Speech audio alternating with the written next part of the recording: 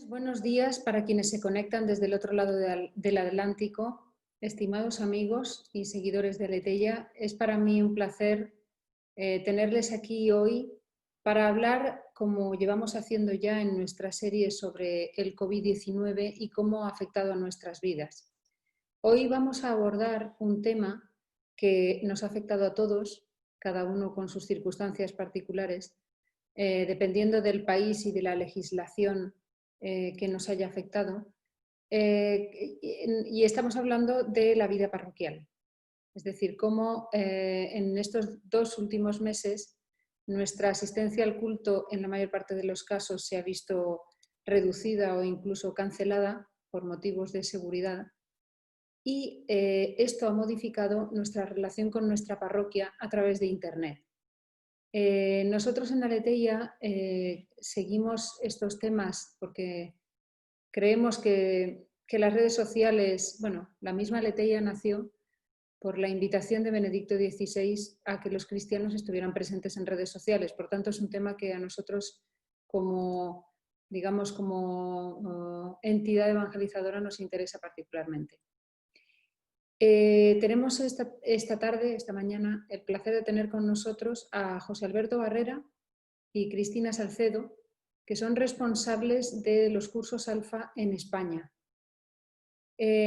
Ahora les daré paso inmediatamente, pero lo que creo que es muy importante que tengan como contexto es que ambos nos consta que llevan mucha reflexión y muy anterior al COVID-19 sobre la nueva evangelización y sobre el uso de las nuevas tecnologías y redes sociales en esta labor.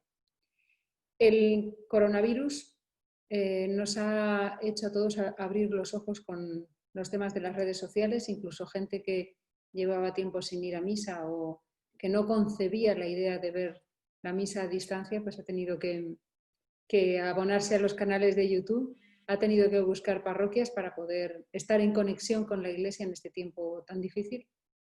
En fin, son muchas las experiencias que estoy segura de que podríamos compartir, pero creo que sobre todo esto nos tiene que llevar a una reflexión hacia el futuro.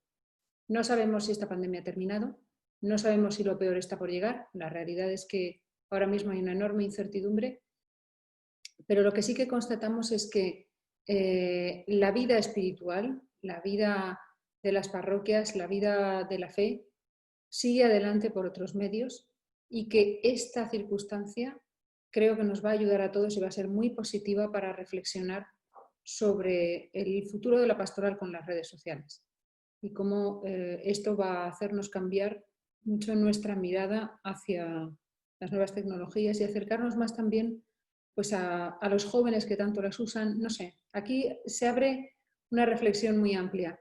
Evidentemente, creo que en un webinar va a haber más preguntas que respuestas.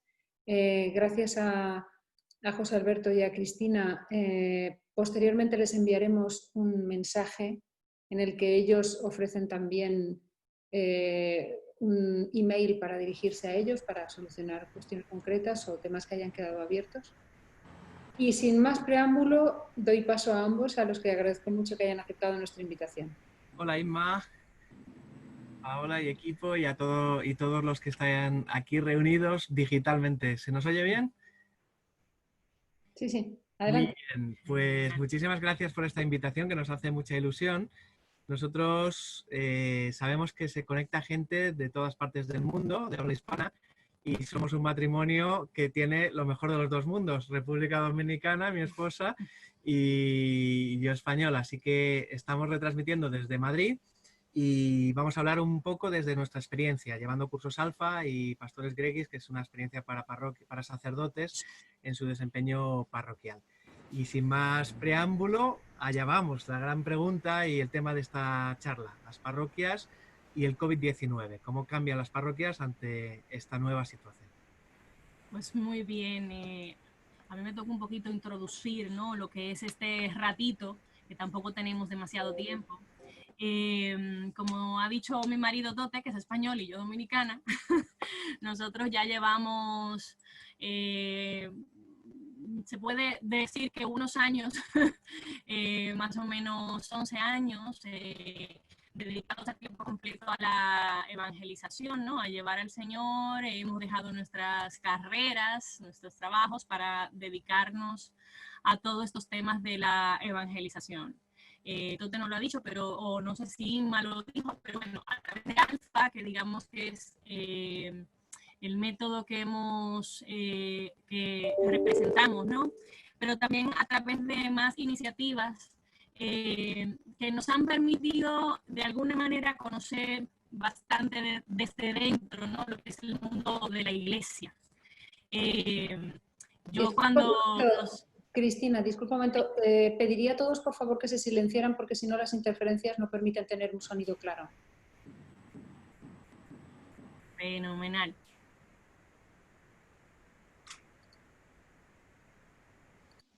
Ya. ¿Me escucháis, no? Sí. Sí. Adelante. Vale, genial.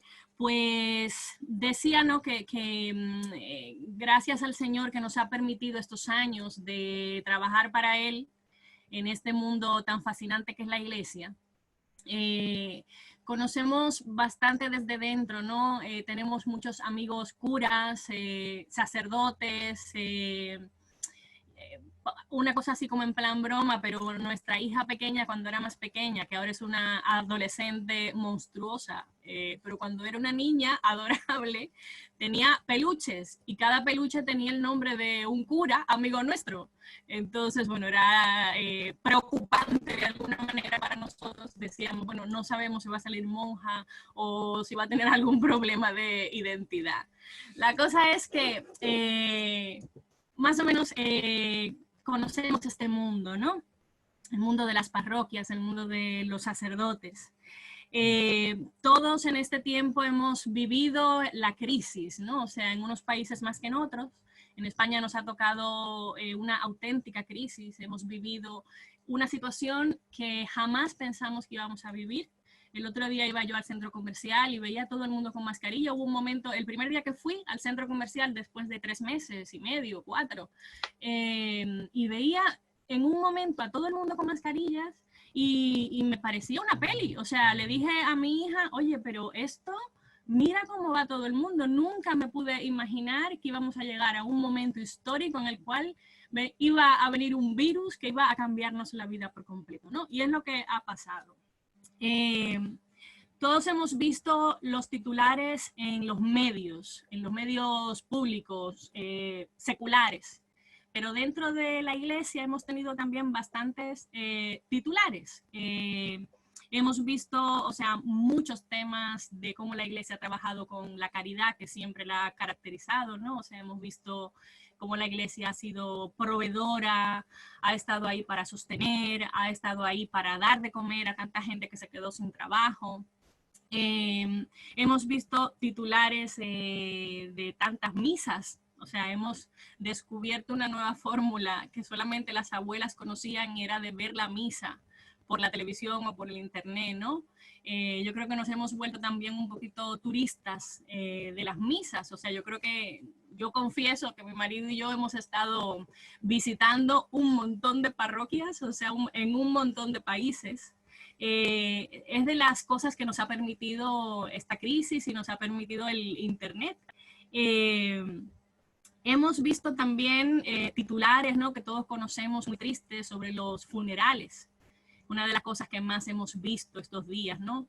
Los funerales siempre son tristes, pero hemos visto algo completamente nuevo que es cómo mucha gente ha tenido que despedir a sus seres queridos en soledad. Eso es una cosa que para muchos es una cosa nueva, ¿no? Hemos visto un montón de cosas. Hemos visto también polémicas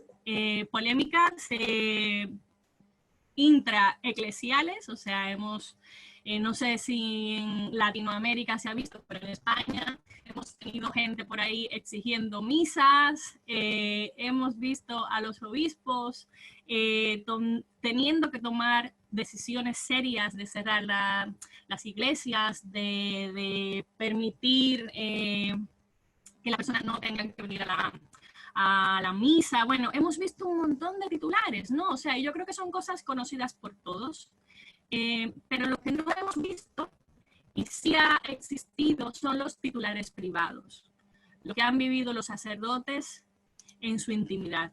Esos son los titulares que no conocemos, pero que no dejan de estar ahí. Estos hermanos sacerdotes, digamos que han vivido la situación como todos, la crisis, y como todos, yo creo que han vivido cosas buenas y cosas malas, positivas y negativas. Positivo, o sea, yo creo que muchos amigos sacerdotes han descubierto o redescubierto su vocación. Y eso es una maravilla, ¿no? Eso es un milagro de Dios. O sea, gente que de repente ha vuelto a ver con esperanza su sacerdocio, ¿no? Ha vuelto a mirar desde la mirada de Jesús, que se entrega y que se entrega por todos y se entrega en cuerpo y se entrega en alma, ¿no? Yo creo que es algo que también ellos han vivido. Hemos visto también desde lo positivo, ¿no? Sacerdotes cómo han empezado y se han dado cuenta de que tienen laicos que están con ellos, que no solamente están solos ante las decisiones que tienen que tomar difíciles, sino que también hay gente que les acompaña. Pero por otro lado, también hemos visto lo negativo, o ellos han vivido, mejor dicho, lo negativo que no necesariamente nosotros hemos visto todos. Y están esos titulares tristes de mucha soledad en muchos de ellos, mucho desamparo, mucho sentir que no tienen a nadie, bueno, mucha incluso quiebra económica, o sea, se han dado situaciones realmente complicadas para ellos, negativas, ¿no? Mucho temor también a veces. Nosotros antes de dar esta charla que compartimos hoy, hemos hecho una encuesta con amigos curas y hemos preguntado, ¿no?, sobre estas cosas. Yo no voy a entrar en detalles porque realmente yo lo que estoy haciendo es una introducción para que mi marido nos cuente un poquito más sobre estos temas. Pero esta encuesta nos ha servido para darnos cuenta de lo bueno y de lo malo, de lo positivo y lo no tan positivo, ¿no?, lo negativo. Cuando golpea la crisis a todo el mundo, a los seres humanos, cuando nos golpea la crisis, cuando nos toca a la puerta la desgracia, sale lo que nosotros tenemos dentro. Puede ser que salgan cosas buenas, pero también puede ser que salgan cosas malas. Yo creo que en el dolor, en el sufrimiento, en la desgracia, se hace salir lo que realmente hay en el corazón, ¿no? Lo que realmente hay en el corazón de cada uno de nosotros. Y a los sacerdotes les pasa igual, sacan lo que hay dentro. No solamente a los curas, también ante la crisis, nosotros como iglesia, ellos y nosotros, todos, ¿no?, todos los que pertenecemos a esta gran familia de Dios, también vemos cómo ante la crisis se manifiesta nuestras debilidades como iglesia y también cómo se manifiestan nuestras fortalezas que nos faltan o que estamos haciéndonos también. Bueno, nosotros tenemos un buen amigo, sacerdote. Mi marido me dice que corra porque vamos mal de tiempo, pero bueno. Nosotros tenemos un buen amigo cura, ¿no?, que ha vivido el COVID desde lo más profundo y lo más, digamos, complicado de la situación, porque estuvo enfermo, perdió a su madre enferma también de COVID, los dos estuvieron en el hospital a la vez, y lo más triste es que su madre falleció en el hospital, estando él allí, pero ella tuvo que fallecer sola porque no les permitían estar juntos, ¿no? Y este hermano sacerdote se dedicó, cuando ya estaba un poco mejor, y cuando en los momentos que se sentía con fuerzas, a escribir cartas a sus amigos, ¿no? Y recibíamos de vez en cuando cartas de él de cómo él se iba sintiendo. Entonces yo quería compartir muy brevemente un párrafo de una de las cartas de nuestro amigo, ¿no? Me gusta mucho porque refleja un poco eso que sale en los momentos de crisis. Leo. Veo que muchos habéis convertido vuestro hogar en una verdadera iglesia doméstica. Ya era hora, felicidades. Ha tenido que venir este bicho malo para que después de 60 años el rosario volviera a escucharse en los hogares de España. Bendito sea Dios. Que diga de una vez cómo estoy yo. Pues estoy muy bien. Feliz, feliz, feliz de ser sacerdote. Creo que desde mis primeros días después de mi ordenación hace 23 años, no había vuelto a experimentar sensiblemente tanta alegría de ser cura. Vivir estos días de ser sacerdote postrado en la cama del hospital, ofreciéndome con Cristo sacerdote por vosotros, está siendo, no sé, ni sé cómo definirlo con palabras, pero muy, muy grande. No voy a leer mucho más, pero él termina diciendo, sabéis que me ofrezco por vosotros. Y dejo que entonces ya continúe y si quiere aterrizar, ¿no?, este fragmento de la carta. Bueno, vamos al grano, ¿no? Estamos hablando de las parroquias, de cómo en la crisis hay lo mejor y lo peor, y vamos a describir un poquitín la situación de lo que ha ocurrido durante esta crisis, y para eso me tengo que mover un poco para que se vea bien, pero solo 3 ideas muy claras. Pero la primera pregunta es, ¿cómo cambiaron las parroquias ante la crisis? Hemos hecho de todo, misas retransmitidas, oraciones digitales, reuniones de grupo, hasta hemos visto por algún país que se han hecho confesiones en parqueos, en aparcamientos, y ha salido en todos los titulares la acción caritativa de la Iglesia. La Iglesia como que se ha liado la manta a la cabeza y se ha puesto al servicio de todos. Hemos visto sacerdotes que se han vuelto capellanes de hospital, capellanes de cementerio, visitando a las casas, acompañando a los enfermos, acompañando a los que están solos cuando se podía, pero también hemos cerrado muchas cosas. Las parroquias han tenido que cerrar sus puertas físicamente, no en todas las diócesis, dependiendo de la diócesis, pero ha ocurrido. Se han paralizado las actividades, se han suspendido eventos, encuentros, campamentos, es decir, la actividad ordinaria de la Iglesia ha sufrido un parón tremendo. Lo más duro para mucha gente, las procesiones. Toca la procesión, pues no podemos hacerla. Y había pues mucho debate, ¿la cerraremos, no la cerraremos? Y esto nos pone ante una gran pregunta. ¿Cuál es la esencia de la Iglesia? Si quitamos todo lo superfluo, si un día nos encontramos con que tenemos que reducirnos a la mínima expresión o a la expresión más esencial, ¿qué es lo que queda? Y esto es lo que nos descubre la crisis. Y es la pregunta del millón, decimos en España. Es decir, ¿qué es lo que queda después del terremoto, después del huracán? Es una imagen, quizás, ¿no? Cuando nosotros vivimos en la seguridad de nuestro templo, de nuestro edificio, no nos hace falta plantearnos esto. Cuando viene el huracán, te encuentras solo con lo que tienes. Y aquí sí que yo puedo leer y podemos ver que hay un cierto modelo de iglesia en el que vivimos que entra en crisis. Una cuestión, por ejemplo, la iglesia no es solo el edificio y hemos tenido que cerrar el templo, pero la iglesia sigue funcionando. La iglesia no son solo las celebraciones sacramentales, pero la iglesia sigue funcionando. Pero esto nos pone en cuestión muchas cosas. La iglesia no es solo el sacerdote, hay laicos, hay comunidades, hay muchísimo más. La iglesia sigue funcionando. Y si vamos a la teología, vemos alguna respuesta. Cuando uno pregunta ¿qué es lo esencial de la iglesia? Pues lo esencial es la liturgia, la Eucaristía. Lo esencial es la comunidad de los creyentes, la coinonía. Esto es teología clásica. Lo esencial es la caridad.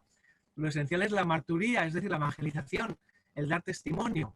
Todas estas afirmaciones son verdaderas, pero yo quiero quedarme con una, que es la Iglesia, es la misión de Cristo en la tierra. Es una afirmación que resuena también en lo que dijo el Papa Benedicto XVI, la Iglesia existe para evangelizar, citando a Pablo VI. Hay muchas parroquias que han abrazado el cambio, es verdad que hay otras que simplemente han cerrado y han esperado ahí a que pase el temporal, como han podido. Y aquí no se puede juzgar a nadie, porque ante la crisis una de las cosas que tiene el sufrimiento es que tú no juzgas al de al lado. Pero es verdad que cada uno ha hecho lo que ha podido y ha sacado de lo que tenía. La siguiente pregunta, que ya tiene que ver mucho con el tema de la charla, es, bueno, entonces, ¿en qué cambiarán las parroquias o en qué va a cambiar la situación ante la crisis? ¿Qué quedará de todo esto? Sabemos que está muy de moda decir, bueno, existe la antigua normalidad, cómo eran las cosas antes, después viene la normalidad excepcional, es donde vivimos ahora ante esta crisis, y después la nueva normalidad. ¿Qué quedará después? ¿Cómo será el panorama? La antigua normalidad, en clave de misión, yo lo voy a definir de la siguiente manera. Es la iglesia de mantenimiento. Esto nos lo ha dicho algún sacerdote en la encuesta. Me he dado cuenta de que tenemos puesto el acento tanto en sacramentalizar que no hacemos discípulos. Quizás esto es una definición muy genérica, pero en nuestro trabajo y en lo que conocemos en el mundo católico se aplica a muchas realidades y a muchas parroquias. Sabemos sacramentalizar, pero no hacemos discípulos. Es la iglesia del mantenimiento. La normalidad excepcional, la que estamos viviendo ahora mismo, parece que se define como la iglesia digital y también la iglesia presente en la calle, la iglesia de la caridad. Digital para las reuniones, digital para las celebraciones, presencial para la caridad. Por lo menos en donde se puede, si se puede salir para alcanzar a las personas que lo necesitan, o se puede abrir las puertas para que quien necesita venga a recibir alimento o lo que se le pueda dar, ¿no? Es una iglesia que hace caridad, pero muchas veces viene de la iglesia de la antigua normalidad. No tiene discípulos, tiene usuarios. Y a lo mejor tiene creyentes, gente que van a misa, gente que acuden al templo y que están cercanas, y nos preguntamos si son discípulos. A veces lo serán, a veces no lo serán. Pero es una iglesia en la que lo que ha cambiado es esa cercanía, ¿no? Parece como que hay una cercanía nueva ante la inmediatez de la crisis. La nueva normalidad, ¿cómo será la nueva normalidad? Nadie lo sabe. La gran pregunta es, ¿será una iglesia de discípulos misioneros, como decía el Papa Francisco en Río, una iglesia misionera discipular? Esto es a lo que estamos siendo llamados por la iglesia. El llamado a la nueva evangelización es un llamado a ser una iglesia en salida, a ser una iglesia que evangeliza integralmente y a ser una iglesia que hace discípulos. Yo quería compartir un pequeño vídeo porque es un vídeo que hemos usado durante muchos años y ahora como que se ha vuelto de mucha actualidad. ¿Qué ocurre si nos vemos obligados a cerrar la iglesia? Vamos a ver si sale a la primera.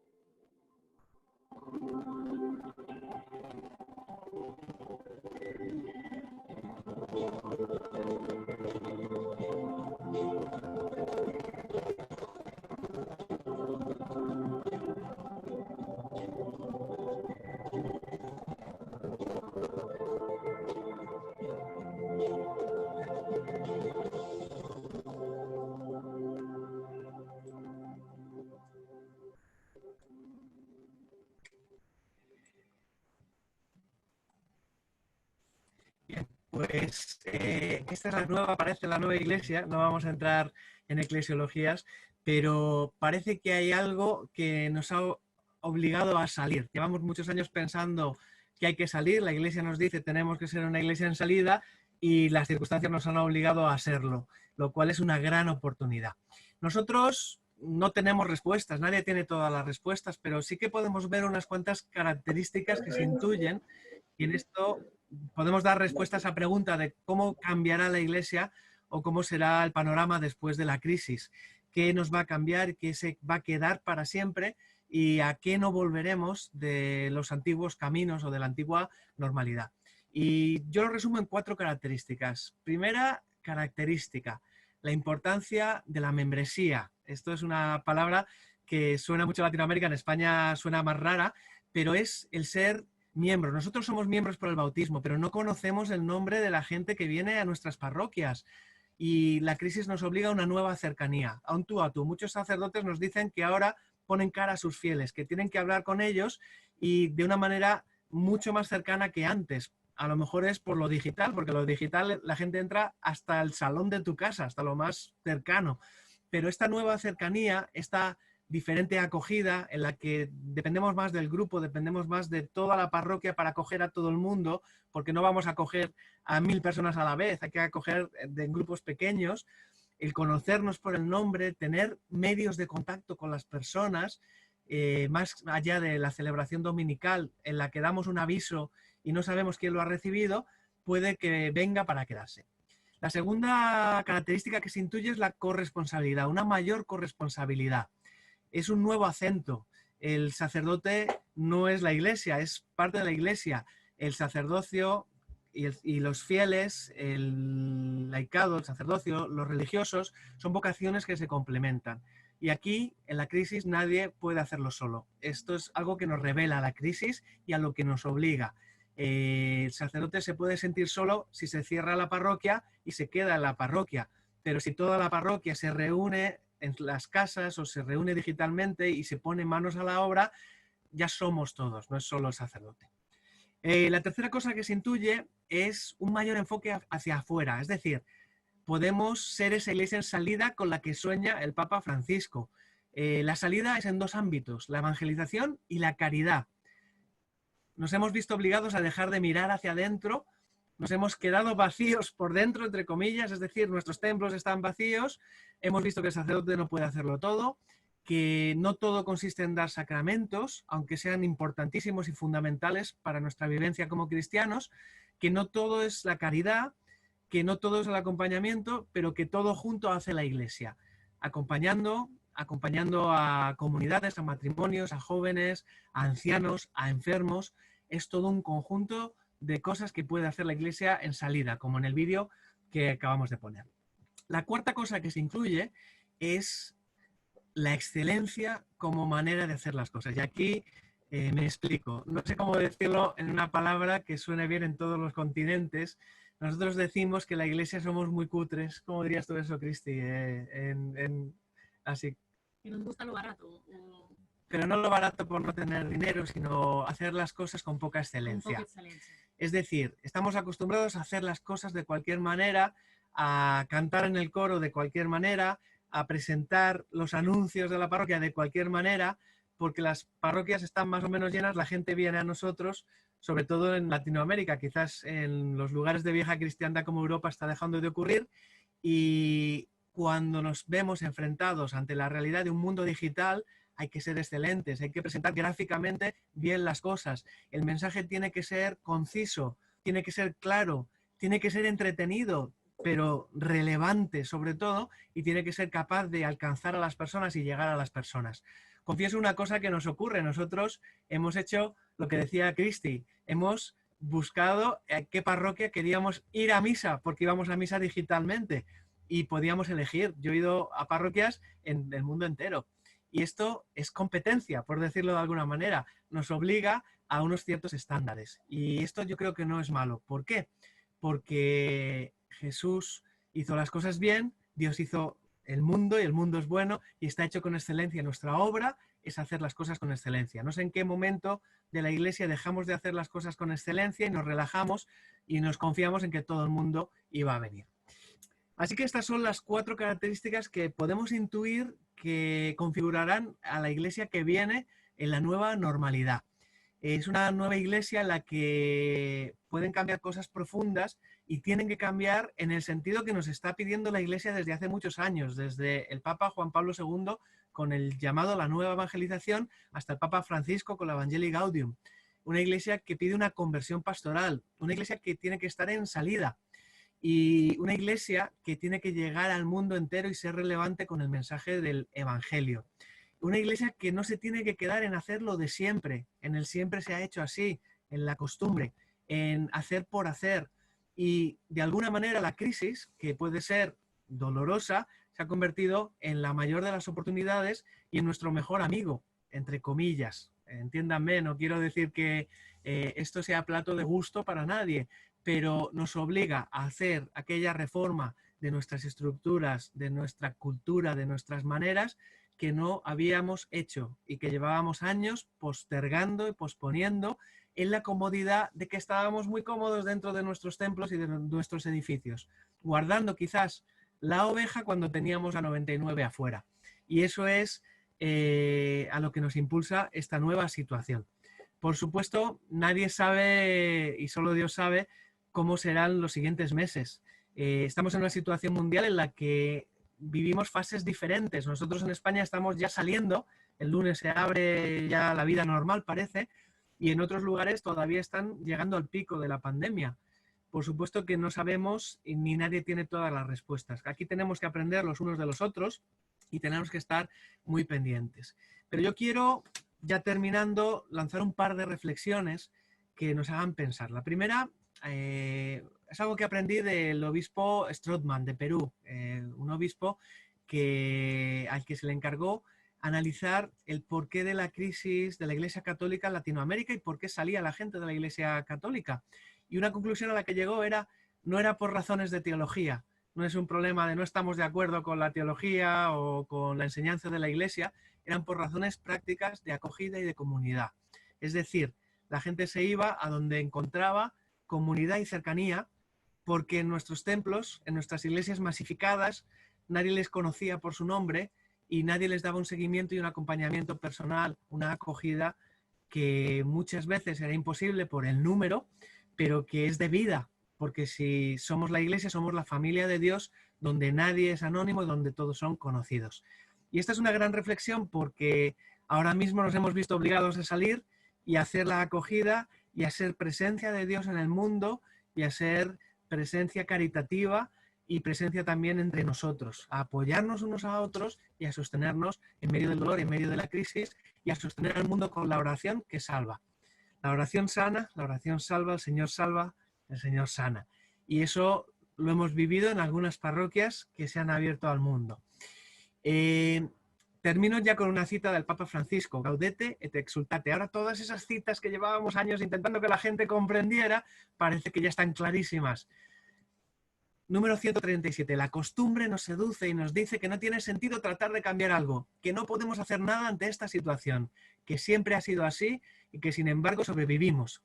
A causa de ese acostumbrarnos, ya no nos enfrentamos al mal y permitimos que las cosas sean lo que son o lo que algunos han decidido que sean. Pero dejemos que el Señor venga a despertarnos, a pegarnos un sacudón en nuestra modorra, a liberarnos de la inercia. Desafiemos la costumbre, abramos bien los ojos y los oídos, y sobre todo el corazón, para dejarnos descolocar por lo que sucede a nuestro alrededor y por el grito de la palabra viva y eficaz del resucitado. Creo que todos estamos de acuerdo en que hemos sido descolocados como iglesia y hemos sido empujados a salir afuera. La respuesta, lo siguiente, depende también de nosotros. Y ya terminando y abriendo el paso ya para las preguntas, el debate y compartir, pues tres fuentes que quiero citar que nos han ayudado en la realización de estas pequeñas reflexiones. La primera es la guía para parroquias para el COVID-19 del Ministerio de Renovación Divina, del padre James Mallon, autor del libro del mismo nombre. Es una guía de 80 páginas que se puede descargar en español y habla gratis y habla de cómo se puede vivir la pandemia y dar los cambios necesarios como parroquia. Hace muchas preguntas para que se las hagan las parroquias, lo cual es importante porque nadie tiene todas las respuestas. La segunda es una encuesta que ha hecho una comunidad muy querida de amigos, la comunidad Bernabé en Valencia, en España. Han hecho una encuesta a sacerdotes acerca de la crisis del COVID-19 y nos da también pues muchas pistas sobre lo que está pasando. Y lo tercero, nosotros estamos trabajando desde pastoresgregis.com, una iniciativa de un curso de liderazgo y conversión pastoral para pastores que luego se traslada a las parroquias. Desde allí pues se habla de esa mentalidad nueva, de cómo cambiar la percepción, pero cambiando por uno mismo, empezando por ahí, que todo empieza por el pastor, sumado al clamor del pueblo y al magisterio de la Iglesia. Son nuestra inspiración y en esto somos aprendices. Así que lo que queremos, Inma, ya es darte paso para que nos traslades preguntas y podamos compartir y aprender de todos. Sí, muchas gracias, Tote, muchas gracias, Cristi, por esta pequeña charla que yo creo que más que es verdad que todavía no hay muchas respuestas, pero también es verdad que nos hace ver de una manera integral cómo esta crisis puede ser una oportunidad y un empuje hacia la evangelización que a lo mejor la Iglesia necesitaba, seguramente. Les dejo en el chat los links, no salen los links bien, de acuerdo. Les haremos llegar en un mensaje posterior todos los enlaces para que puedan descargarse la guía de la que hablaba José Alberto. Y ahora les pediría, por favor, porque vamos un poquito justos de tiempo, para agilizar las cosas, si pueden poner las preguntas que quieran que José Alberto y Cristina les respondan, la puedan poner en el chat. Yo empezaría con una, porque creo que muchas familias, y en ellas me incluyo, hemos vivido una situación que ha sido anómala, pero también ha sido de una gran belleza, cuando se ha sabido aprovechar la oportunidad. Y es que ha sido la primera Pascua que hemos celebrado en casa con nuestros hijos. Entonces, si en algún momento se ha hablado en la Iglesia sobre iglesia doméstica y familia como iglesia doméstica, creo que nadie se la podía imaginar hasta que esto ha sucedido. O sea, vivir una Pascua sentados a la mesa rezando con los niños.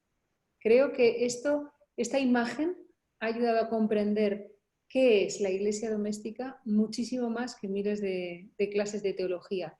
Sobre esto yo querría pediros una reflexión.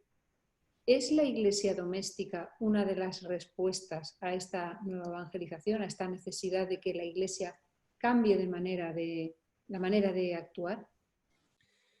Una respuesta muy teológica es que la iglesia primitiva se reunía en casas. Eso se llama oikos. Y de ahí viene la palabra koinonía también, de comunidad. Tiene que ver con el oikos, la unión de las casas. Y de hecho, en la Christi Fidelis Laici, el Papa Juan Pablo II habla de la iglesia entre las casas de sus hijos, que eso es lo que significa parroquia. Parroquia en griego significa iglesia entre las casas. Y eso ya lo dice todo. Es que el acento de la iglesia y el acento de la parroquia está en ser iglesia en medio de las casas y los hogares de los cristianos y por lo tanto de las familias. Uno de los grandes descubrimientos que nosotros hemos hecho en nuestro ministerio con Alfa es la importancia de la familia. Nos lo decía un gran amigo, Jorge, y también don Renzo Bonetti, no sé si por allá lo conocen, en Roma, que es el gran abogado de la familia como célula de la evangelización, células familiares de evangelización. Él tiene su parroquia, yo cuando lo visité en Bobolone, con una cantidad enorme de células en casas, y eso estructura su parroquia. Yo creo que la nueva evangelización se estructura de esa manera, a través de casas, a través de oikos, y lo que se llama comunidades de base en la Christi Fidelis Laici, y bien entendidas como parte de expresión de la parroquia, y así lo dice la Christi Fidelis Laici, haciendo una reflexión muy teológica y muy histórica. Así que yo creo que sí, la nueva evangelización no es simplemente salir, no es hacer publicidad en los medios, no es pretender evangelizar sin ton ni son, siempre es de boca a boca y por lo tanto la inmediatez y la acogida de la iglesia van a ser siempre la característica de toda evangelización profunda y que cambia las cosas. Y para eso están las familias. El padre Carlos Quintero, que ha seguido nuestra serie de webinars desde el principio, y aprovecho para saludarle, pregunta, como sacerdote me pregunto sencillamente, ¿esta búsqueda de espacios religiosos digitales surgen de una real búsqueda de experiencia de Dios o están movidos por un miedo? A ver, estaría bien aclarar un poquito, ¿no? ¿Miedo a qué? Aquí hubo un obispo, bueno, da igual de donde sea, que escribió una carta pastoral hablando del miedo ante el vacío de los sacerdotes a la hora de ver que se quedaban solos y de alguna manera se ponían nerviosos diciendo tenemos que hacer cosas y se ponían a retransmitir misas. Y él no es que se lo afeara, sino como que decía tranquilos, vamos a escuchar lo que el Señor nos tiene que decir en esto para dar una respuesta.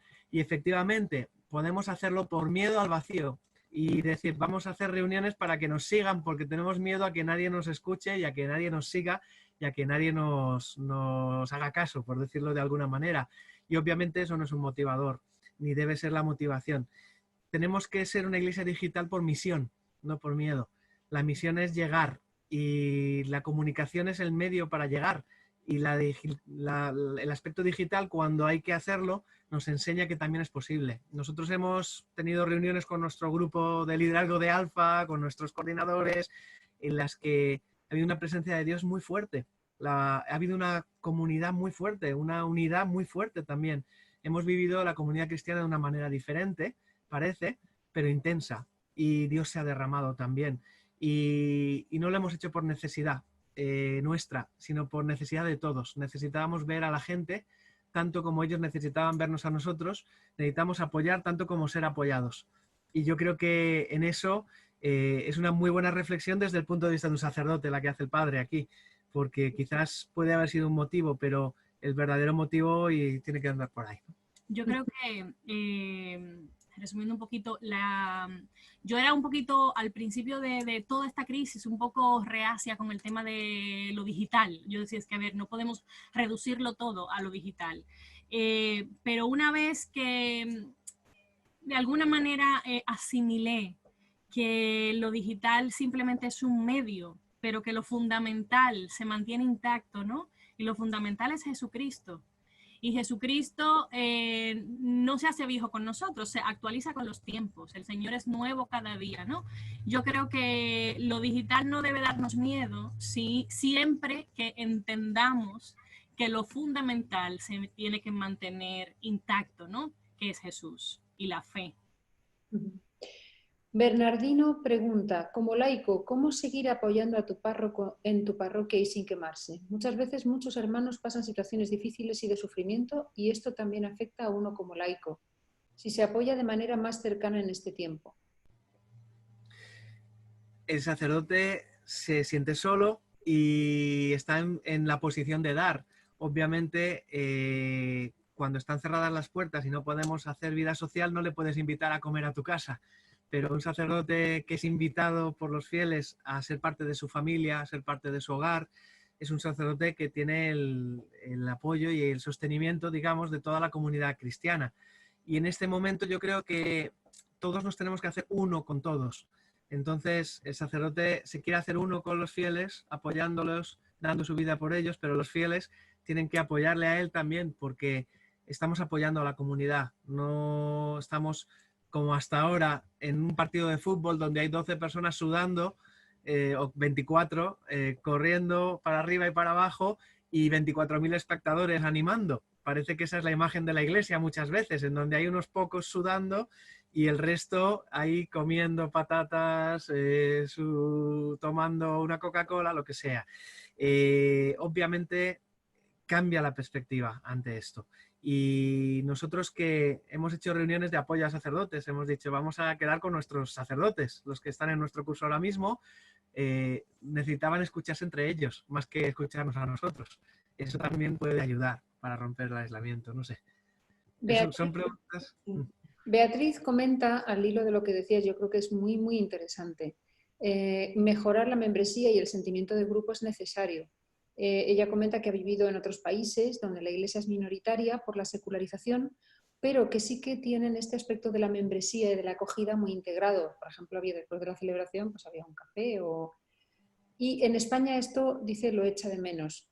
Y esto quisiera hilarlo también con una cosa que has comentado tú, que en las redes sociales también han acabado con el anonimato. Porque tú cuando tienes un grupo de tus parroquianos empiezas a verles, ¿no? A sus caras, sus nombres, ya no son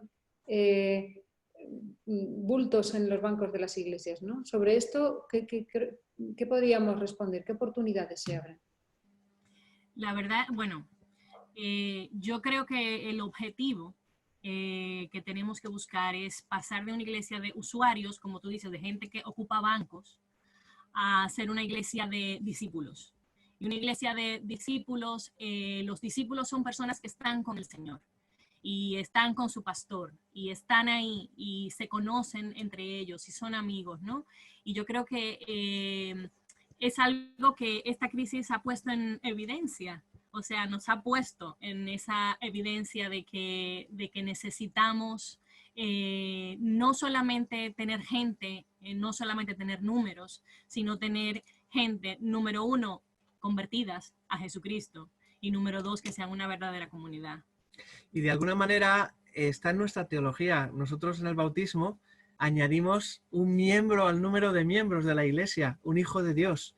Pero muchas veces eso se queda en teología y en ontología. Es decir, sí, cambia la persona, es regenerada por el bautismo, pero no lo volvemos a ver hasta que se case o hasta que vengan a hacer la comunión sus hijos. Eso significa que nuestra cultura, como Iglesia, ha permitido el anonimato y ha permitido la masificación en una manera un poco insana en ese sentido, porque eso es precisamente lo que hace que luego la gente se vaya.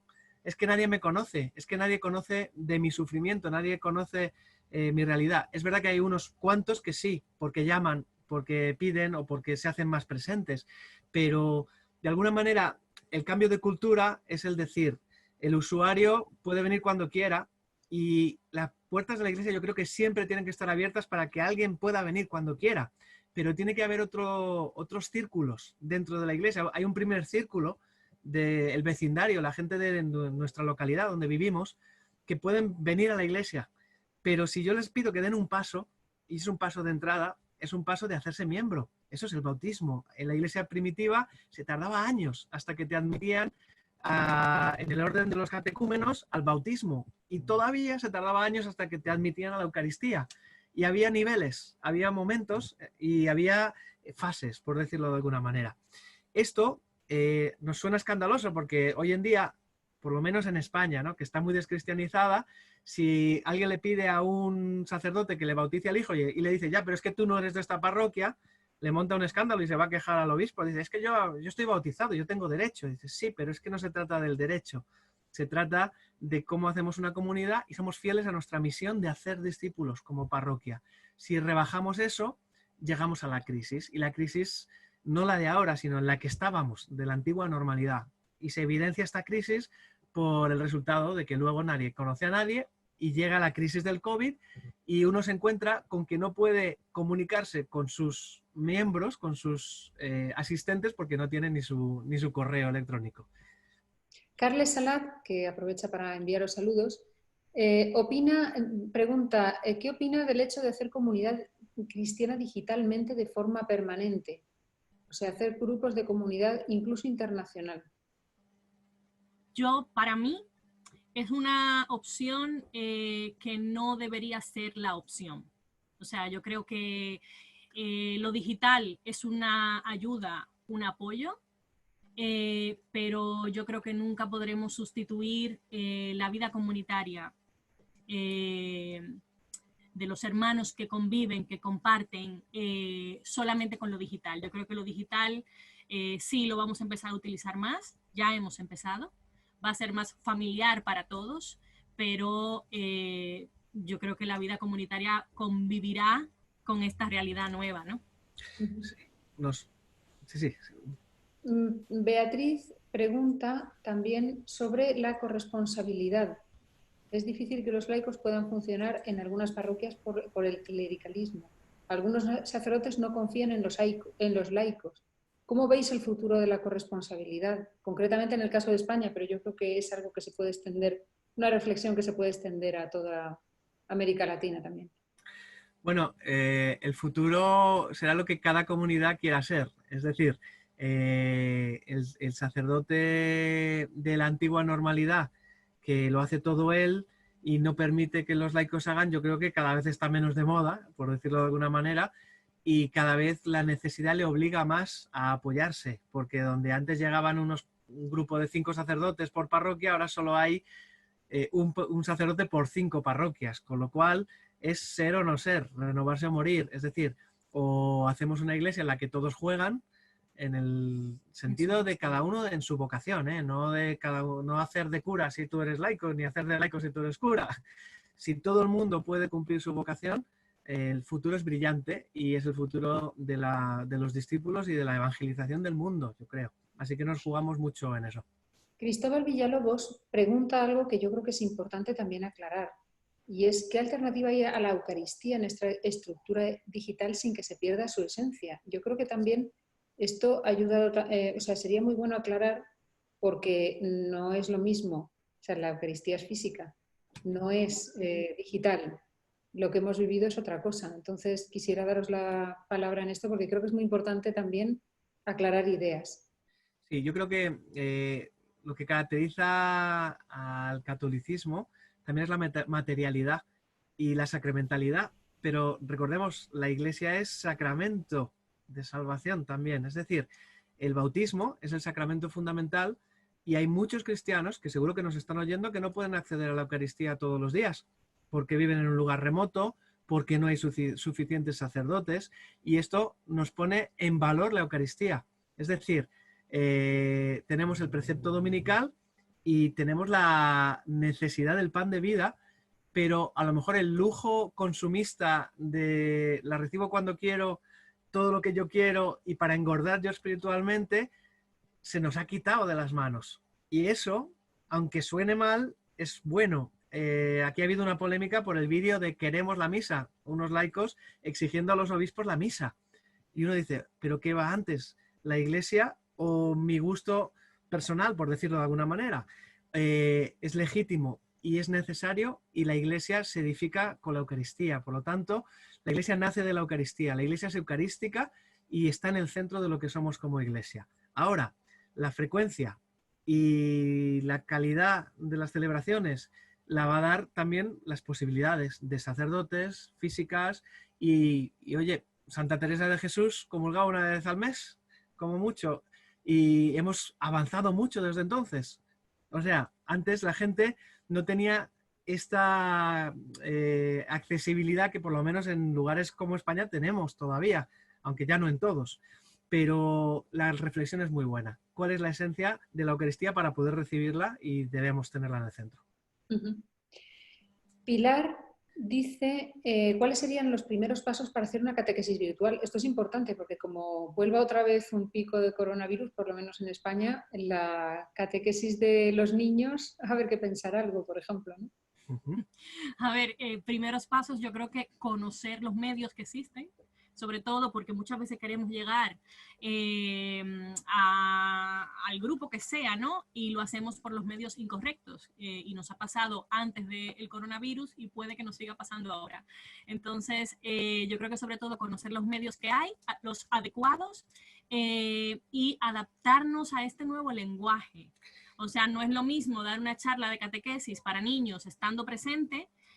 A lo mejor en digital tienes que ser muchísimo más creativo, ¿no? Para llamar su atención y para lograr el objetivo final de lo que se quiera transmitir. Y a lo mejor la catequesis es con los padres que catequizan a sus hijos en su casa, lo cual cambia la perspectiva.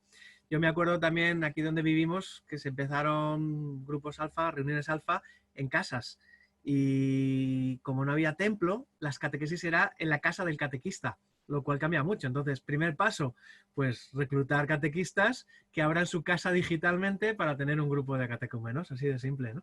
Y ser creativos. Radio Magdalena pregunta, ¿no hemos perdido, sacerdotes y laicos, la oportunidad de luchar por hacernos presentes junto a tanta gente que sufría de distintas formas y para quienes la presencia cercana de la Iglesia podría haber sido también un servicio esencial? No solamente los enfermeros y los médicos. Yo creo que la realidad de esto cambia mucho de persona a persona, de lugar a lugar.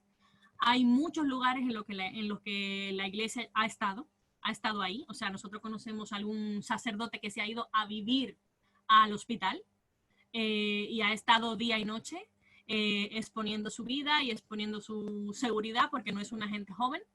Y hemos visto también el otro extremo de personas que se han ido a su casa. Entonces, yo creo que esto es una realidad que se ha vivido de forma diferente, pero la Iglesia en muchos lugares ha estado. Y ha estado muy presente y sigue estando. Mucha gente en España come por Cáritas, o sea, come por la Iglesia todos los días. Hay gente que se ha quedado sin empleo, que no tiene nada y la Iglesia está ahí para suplir no solamente espiritualmente, también físicamente, ¿no? Luego hay una parroquia que conocemos que tiene unas oraciones de sanación mensuales que se han vuelto semanales y ha añadido un momento de oración y alabanza. Y esto ha tenido muchísimo público. ¿Qué significa esto? Pues que han podido salir sin salir de casa también. Porque gracias a una cosa providencial ya tenían el sistema de vídeo, que habían invertido en él y han podido llegar a muchos.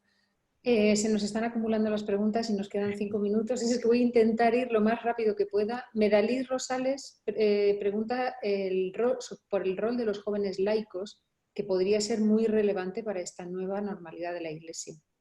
Bueno, ellos son los que entienden de estos nuevos medios y viven en ellos, con lo cual hemos tenido algunos haciendo de técnicos para los viejos como nosotros, pero lo más importante es que hagan de evangelizadores y que tomen el relevo y el protagonismo, desde luego. Sí, José Antonio Cano apunta sobre la dificultad del clericalismo, porque no es solamente a veces la actitud del pastor, sino también la actitud del laico que no sabe dar un paso sin su pastor. Entonces, bueno, esto daría para otro webinar. Una reflexión ahí. Muy grande. Bien, a ver, ¿cómo romper, Pilar pregunta, cómo romper con el anonimato, la zona de confort arraigada en muchas parroquias y cómo lidiar con este miedo al compromiso? Yo creo que es la gran pregunta. Yo creo que la oportunidad de ahora es la del servicio para romper con el anonimato. Una cosa que se dice en la guía de Malon es pregúntate qué puedes hacer por tu vecindario. Y a la hora de lanzar iniciativas no hacemos una iniciativa pidiendo voluntarios y pidiendo gente que se comprometa, sino que a lo mejor podemos decir quién necesita o a quién puedo ayudar y a quién me puedo unir para ayudar en nuestro pueblo, en nuestra ciudad, y la Iglesia se ganará el derecho al compromiso de los demás cuando sirva a los demás. Yo creo que hay una palabra clave en cuanto a esto, ¿no? Y es pertenecer. O sea, en la medida en que nosotros pertenezcamos a la Iglesia, no solamente como, o sea, no solo nominalmente, sino como verdaderos cristianos y verdadera comunidad, yo creo que el anonimato ya pasa a un segundo plano y puede que se convierta en algo incluso que ya no exista en la Iglesia. Y es Juan Carlos plantea algo muy interesante. ¿Podríamos caer en la mentalidad on demand? Es decir, no me gusta esta iglesia, me voy al grupo o a escuchar la misa en tal otra y perder un poco este sentimiento de pertenencia. Durante la excepcional anormalidad, sí, pero cuando volvamos a la normalidad ya no deberíamos poder, porque no vamos a ir a misa virtualmente, ¿no? Con lo cual tendremos que buscar la iglesia local y allá donde estemos. Beatriz vuelve a preguntar también por cómo hacer que la formación de los laicos favorezca esta excelencia y la corresponsabilidad. Sí, puede haber mejoras en este sentido. Muchas. Para la excelencia tenemos que quitarnos el miedo del mundo. Es decir, no puede ser que estemos años luz en la imagen, en la comunicación, y que todo huela a naftalina en las cosas que hacemos. Y si no sabemos nosotros, tenemos que fiarnos de los que saben. Porque todo lo que quien dice verdad, ¿no? Santo Tomás viene a decir algo así. Es decir, yo puedo hacer mío lo bueno del mundo. Y eso es lo que nos llevará a una cultura de excelencia. No sé qué más preguntaba de ahí, pero eso era... Sí, ¿cómo hacer en la formación de los laicos para favorecer esta excelencia? Para que los laicos también puedan recibir una formación que les capacite para esta excelencia que es tan necesaria. Pregunta Pedro, ¿corre peligro la unidad de la Iglesia si no encuentra apoyo las parroquias que quieren renovarse en los propios obispos? Los obispos expresan la voluntad de Dios y yo nunca he visto, a ver, ¿cómo lo digo? Cuando Dios quiere algo, el obispo lo aprueba también. ¿Por qué? Porque nosotros vivimos la gracia de la Iglesia, es decir, que esto no es una confrontación. Esto lo decía muy bien un sacerdote amigo. Vivimos la época de la infancia en la que los sacerdotes hacían todo y nadie más hacía nada. Después del concilio vivimos la de la adolescencia, la dialéctica de la rebeldía. Es que la jerarquía no me deja y yo quiero. Laicos con curas. Pero ahora estamos llamados a la madurez y la madurez es la complementariedad de los carismas y saber que si Dios me dice algo y Dios quiere algo, la Iglesia lo permite y lo vives dentro de la Iglesia y es la que te certifica que es de Dios. Con lo cual, basta de dicotomías y de enfrentamientos en ese sentido, sino vamos a comunicar, vamos a pedir y vamos a vivir bajo el discernimiento de los legítimos pastores. Y a confiar en su Y discernimiento. a confiar en que Dios en su providencia también trabaja a través de ellos. Aunque a veces digas, pero esto es imposible humanamente, o humanamente no lo van a ver. En la historia de la Iglesia, cuando Dios ha querido algo, siempre el pastor que tenía que discernirlo lo ha acabado viendo. Por lo tanto, vivamos en esa libertad también, que es la que nos da ser católicos. Juan Antonio plantea, que yo creo que es el tema, de hecho para mí es uno de los temas estrella de la relación de las parroquias con el coronavirus, que implica valorar la familia como lugar de iniciación cristiana. Entonces, es el momento de revalorizar, despertar y dar peso a una catequesis familiar. A ver, yo creo que nosotros hemos, de alguna manera hemos despreciado incluso el bautismo en la iglesia. O sea, nosotros nos hemos dedicado a bautizar a niños con padres sin fe. Eso tiene que cambiar. O sea, la iglesia tiene que ser una iglesia de familias cristianas, no solamente de personas que vienen a consumir sacramentos, sino verdaderas familias cristianas donde todos se encuentran con Jesús en su momento, con su formación, con su historia, ¿no? Y bajo la supervisión y la dirección y el amparo, digamos, de los pastores, ¿no? De los sacerdotes. Así que es como empezamos, ¿no? La familia celebrando la Pascua, la familia teniendo que dar la catequesis, y es verdad, es una revalorización de la iglesia celular también, y la célula es la iglesia doméstica, la célula básica, con lo cual lo genial es que yo, escuchando todo lo que sale, ¿no? Es que esta es la teología que lleva la iglesia intentando que asimilemos desde el Concilio Vaticano II y desde que se habló de iglesia doméstica, y ahora es cuando nos vemos obligados a hacerlo, ¿no? Pues ya estamos fuera de tiempo. Muchísimas gracias, José Alberto, Cristina. Muchísimas gracias a todos los participantes por haber seguido y por haber estado aquí, por haber hecho preguntas y participado. En las próximas horas recibirán un mensaje, como les hemos dicho, con la grabación de este webinar, con enlaces a todos los recursos que proponen José Alberto y Cristina, y también con un breve resumen que publicaremos en Areteia de esta charla. Les agradezco mucho su atención, aprovecho para saludarles muy cordialmente y hasta nuestra próxima. Muchísimas gracias. Muchas gracias a todos y que el Señor les bendiga. Y que nos siga guiando en este camino. Ánimo a todos.